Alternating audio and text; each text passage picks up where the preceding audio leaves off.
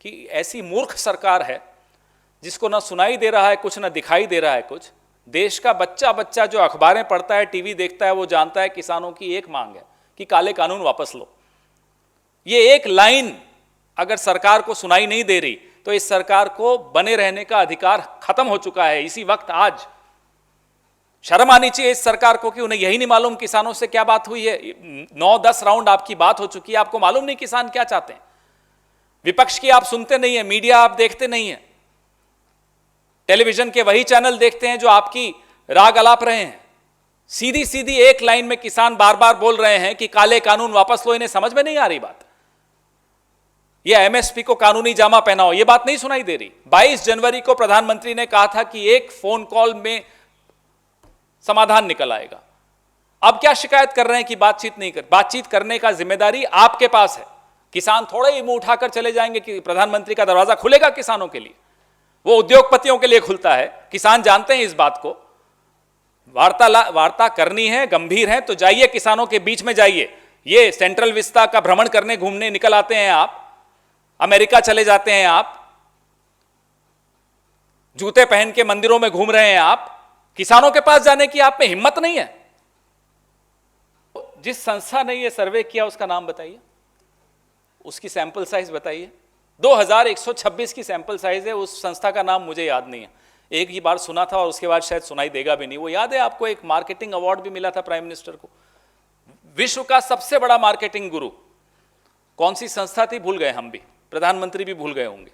तो इस तरह के नाटक और नौटंकी करना प्रधानमंत्री को शोभा नहीं देता। इन्हें हर 6 महीने में ये आभास दिलवाना होता है अपने आप को कि मैं प्रधानमंत्री हूं,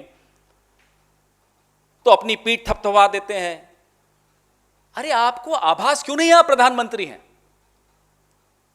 सिर्फ वाहवाही बटोरना, वो भी नकली झूठी वाहवाही बटोरना। कभी उसके लिए आप विदेश चले जाते हो साहब, वहां किराए के लोग इकट्ठा करके तालियां तालियां तालियां।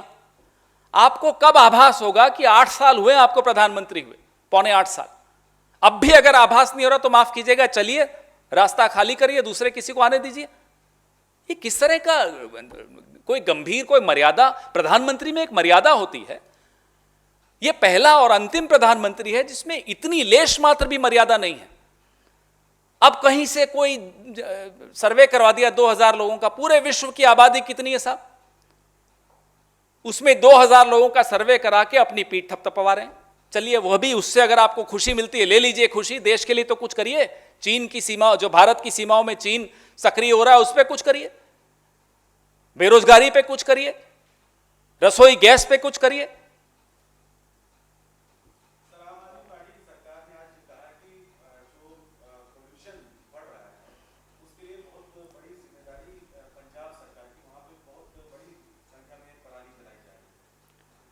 पंजाब में चुनाव में जब ये जाते हैं वहां बोल के दिखाएं पराली, फिर बात करते हैं इनसे।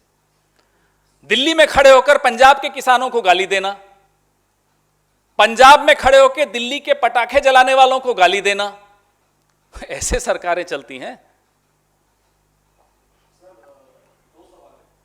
जा रहा है आज से नहीं, पिछले 7-8 साल से समाज में, उसको सीधे सीधे सरकार और रूलिंग पार्टी का आशीर्वाद है।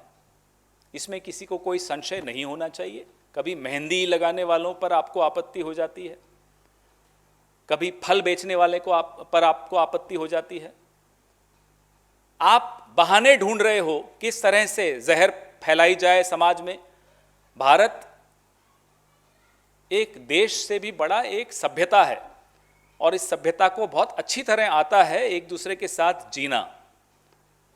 यह बात कान खोलकर नरेंद्र मोदी, अमित शाह और उनके तथाकथित अध्यक्ष नड्डा जी और वो नागपुर वाले रिमोट कंट्रोलर मोहन भागवत समझ लें तो अच्छा होगा। जितना जल्दी समझें उतना उनके लिए अच्छा होगा। देश की चिंता उन्हें नहीं करनी, देश अपनी चिंता खुद कर सकता है।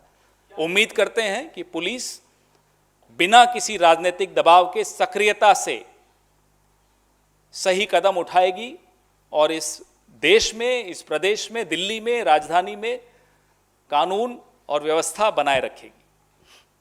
प्रधानमंत्री ने कहा राष्ट्रीय कार्यकारिणी में सेवा ही सबसे बड़ी पूजा है और इस कोरोना काल में बीजेपी के कार्यकर्ताओं ने सेवा की नई संस्कृति अब इसमें ये अब वहां भी बैठकर मजाक कर रहे हैं। देखिए, कोरोना काल में आप देश में किसी से पूछ लीजिए कि सबसे ज्यादा सक्रिय संगठन कौन सा था, कुछ उनको ऑप्शंस देने की जरूरत नहीं है, जैसे मल्टीपल चॉइस क्वेश्चन होता है उसकी भी जरूरत नहीं है। पूछ लीजिए साहब, एक नाम बताइए संगठन का जो कोरोना काल में सबसे ज्यादा सक्रिय था। आवाज आएगी भारतीय युवा कांग्रेस। इसमें वो हमारे को वोट देते हो नहीं देते हो वो मायने नहीं रखती, क्योंकि उस वक्त हम वोट की चिंता नहीं कर रहे थे। और फिर आप दूसरा सवाल पूछिएगा उन्हीं लोगों से कि ऐसा एक संगठन जो बिल्कुल नहीं नजर आया, वो कौन सा था? राष्ट्रीय स्वयंसेवक संघ। जब से सरकार में आए स्वयं सेवा ही कर रहे हैं, ये सामने दिख रहा है। हर जिले में इनका कार्यालय बन रहा है। ये होती है स्वयं सेवा। सेवा और स्वयं सेवा में अंतर प्रधानमंत्री जी को आज समझ लेना चाहिए। सेवा वो होती है जो कांग्रेस ने की कोरोना काल में, और स्वयं सेवा वो होती है जो आप और आपके उद्योगपति मित्र मिलकर कर रहे हैं आज, इलेक्टोरल बॉन्ड्स के जरिए, नए नए 7 सितारा कार्यालयों के जरिए, और जिस तरह से आप खरीद फरोख्त विधायकों की और सांसदों की करते हैं उस जरिए। ये होती है स्वयं सेवा। इसलिए अंतर उन्हें बता दीजिए, सेवा और स्वयं सेवा में क्या अंतर होता है। धन्यवाद।